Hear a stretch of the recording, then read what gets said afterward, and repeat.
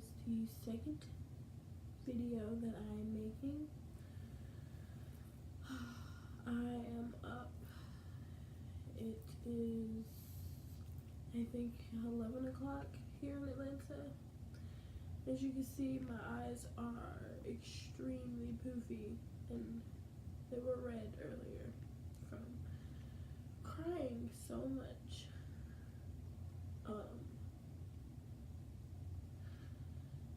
It's the holiday season, and it used to be my favorite holiday, Christmas.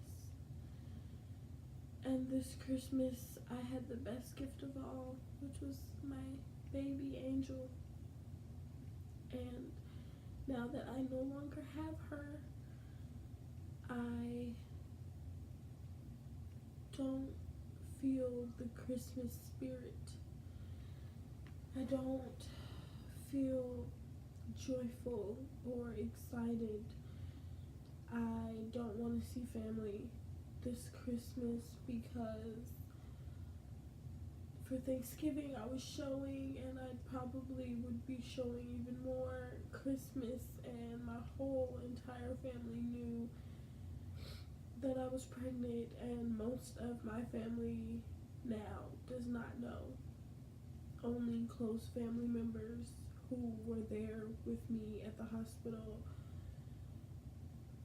know that I'm no longer pregnant, because I haven't been able to say it to anyone else.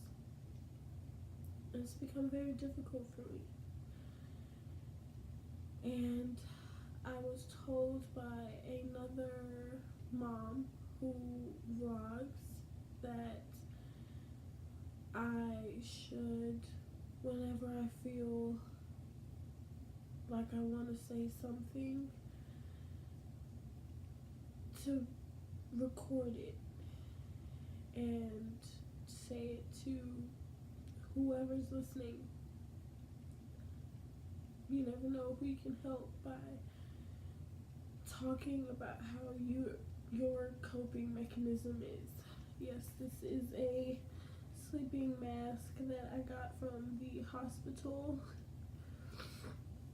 that I actually love, because I've been sleeping less at night and more during the day, so this definitely helps with sunlight coming in. It's been a week since I had Angel, and I don't know how I'm supposed to be right now, how I'm supposed to feel.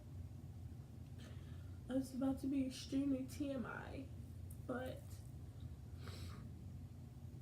I've started lactating, and it's just a reminder that there is no baby there to feed, and it's painful. What I have to do, you have to keep coldness pretty much on your nipples for a week or two in order to stop the lactation. When I tell you how badly it hurts, it is painful. It really is. But it hurts more that I'm producing this milk and my baby's not gonna get any of it because she's gone. And I'm having a hard time with coming to terms with that, because I feel like I just want her back. I just want this to be a nightmare that I wake up from, and it's not ever gonna be that. She's gone, and she's not coming back, and there's nothing that I can do about it. So I sit and I cry, and I Google reasons why, because because once you hit your second trimester, you're supposed to be sort of like a safe zone. Once you make it past your first trimester, it's supposed to be a little bit easier. And I made it past my first trimester and I still lost her. It is hard. It's so hard. And my fiance and I have started to discuss having another child. And I feel like I want one right now. Like as soon as the doctor clears me, I feel like I'm ready, and it's not to replace Angel because she's irreplaceable, but because I feel that mother gene in me, and that's what I want. I want to be a mom, and I need him for that, and he feels differently. I feel like sometimes we as women, because we carried our child, that we get a certain bond with them that sometimes daddies don't get. And so I may be crushed and heartbroken, but I can only imagine how he feels because he didn't get to feel her little flutters of her movements. He didn't get to enjoy that part of the pregnancy, and she wasn't big enough for him to actually feel her kick. So I felt it and he didn't. So because he didn't get that, it's a different loss for him. And I feel like sometimes we don't take that into consideration when we're thinking of, well, let's try again. Let's not give up. Let's have another baby. And I realized it today with the conversation that I had with my fiance, how hurt he is by the fact that he didn't get these feelings from her, and how he would feel like if we were to get pregnant right now, it would be replacing her, and he does not want to replace her, and he can't see it how I see it, and I can't see it how he sees it, so we're at a drift, sort of. And I'm trying to compromise and understand how he feels and how he's grieving, because it's his loss as well as mine. And I need to respect his feelings, and I can't become upset or get into my own feelings that he doesn't want to have a baby right now. I can't be mad at him for that, because he's just like I am still grieving. He is still grieving, but his grief is different than my grief. And his grief may take longer than mine for him to heal, for him to be okay, for him to be ready to have another child. And I have come to terms with that. So we have sort of compromised with giving ourselves a year and see where we are after a year. And that seems like such a long time, but it'll give him time to heal and grieve his daughter, and give me time to grieve my daughter. And in between that time, we have so many other things that we're doing. We are getting married, and I am going and starting school in a few days.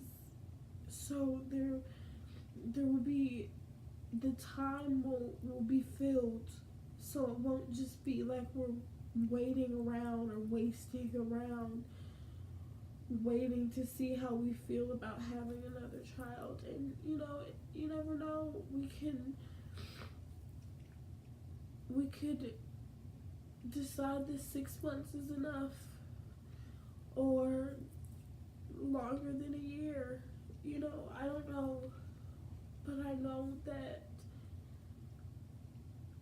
I want to marry this man, and we're gonna have another child together. I don't know when it would be, but I know it's gonna happen. And for those moms out there who are still dealing with and suffering through miscarriages and stillbirths, don't forget about your significant other in this.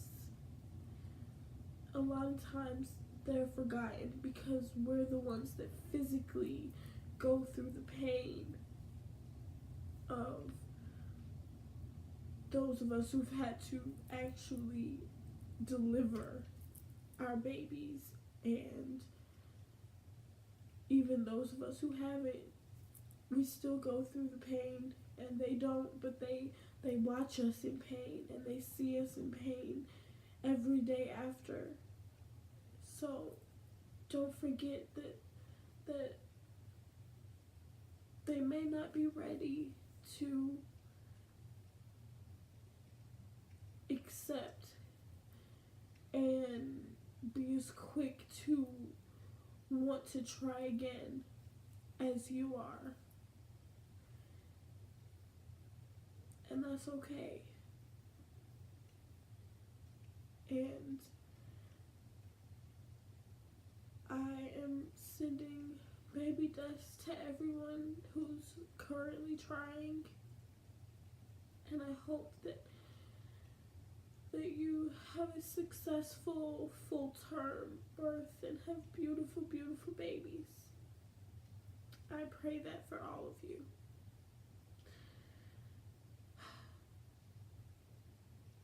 Don't give up hope.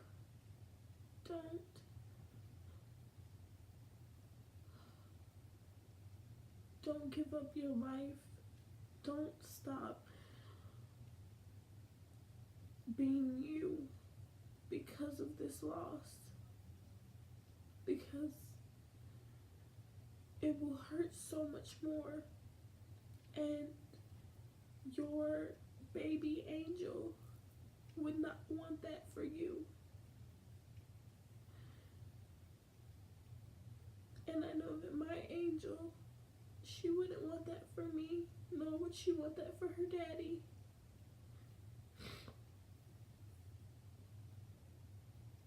It's hard, but we will get through it together as long as we have each other. And those who don't have a significant other with them,